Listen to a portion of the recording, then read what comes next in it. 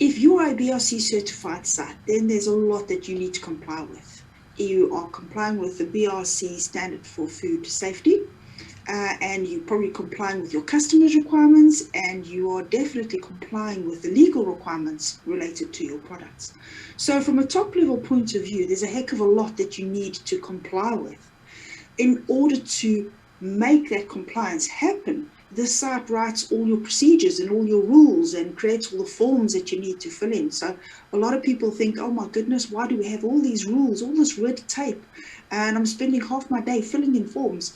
And this is because you are creating evidence of compliance. This is your due diligence, okay? This is how the company protects itself and demonstrates that they are doing everything they can possibly do to make an excellent product.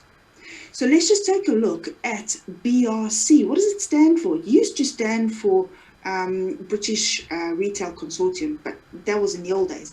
Now it stands for Brand Reputation Through Compliance Global Standards. So brand reputation through compliance. Can you see how it's all about protecting your business, protecting your jobs, protecting our jobs? Yeah, so compliance is critical, it's essential, and it's essential to be able to also demonstrate that compliance. So your evidence is your paperwork. Your other evidence is people coming to check on you through audits. We'll talk about that in a bit. So let's just go back again to the standard. There are 4 things that the standard is trying to achieve, okay? It is safety, quality, legality, and authenticity, what I call the 4 pillars of the standard. And if you think about those things, they are essential, they're critical. Safety, quality, legality, and authenticity.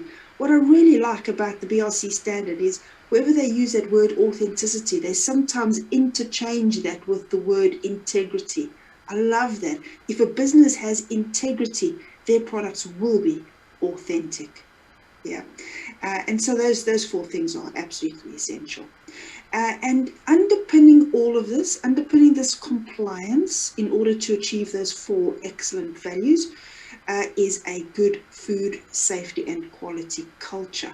Now, this is a hot topic at the moment, and rightly so. It's come up in legislation now, so it's become a legal requirement, and it's a strong and important fundamental requirement of the BRC standard also.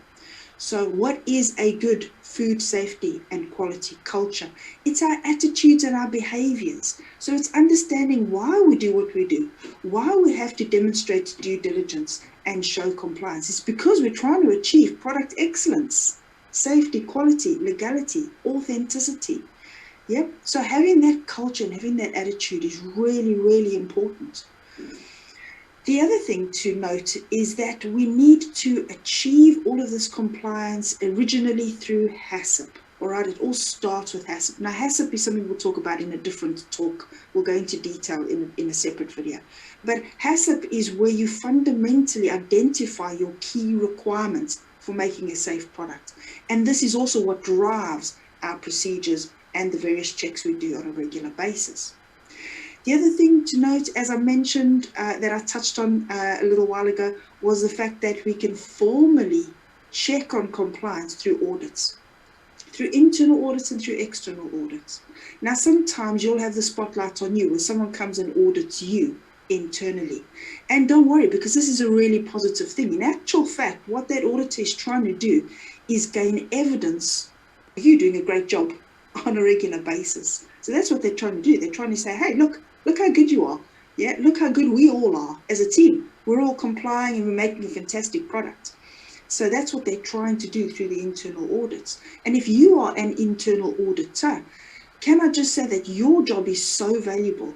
You are adding such value to your business by demonstrating that compliance. And it might be that it's an external audit. So it could be your BRC auditor who comes and audits your facility. It could be your customers that come and audit you. It could be an environmental health officer that comes and audits you. Again, what they're really doing is they are gaining evidence of your compliance. And that's fantastic. Now, I'm not saying that everything's perfect all of the time. Yeah, of course, we all have to improve sometimes and fix things that go wrong. And this is what we do through root cause analysis. So this is a tool that we do to do the job properly, in other words, to fix what went wrong, fix it and fix it properly so it doesn't happen again. Yeah, so this is a great tool. We don't just superficially fix the issue and just cross our fingers and hope it doesn't happen again. We use the tool of root cause analysis to make sure that we fix it properly and it doesn't happen again. All right, so root cause analysis is a tool we use to drive continuous improvement. Okay, continuous improvement is what we're going to get through all of those checks that we did. Every time we do a check, confirming that the product is good, it's safe, it's legal, of the right quality, and it's authentic. But sometimes those checks might find a problem. So that's what I'm saying. And those checks could be your routine daily checks where you find a problem. It could be your internal audits where you find the problem. It could be external audits where you might find a problem. But those are all opportunities for continuous improvement. Good. And so what we're really trying to achieve is product excellence through compliance. If you need further training, more in-depth training, please visit onestc.uk.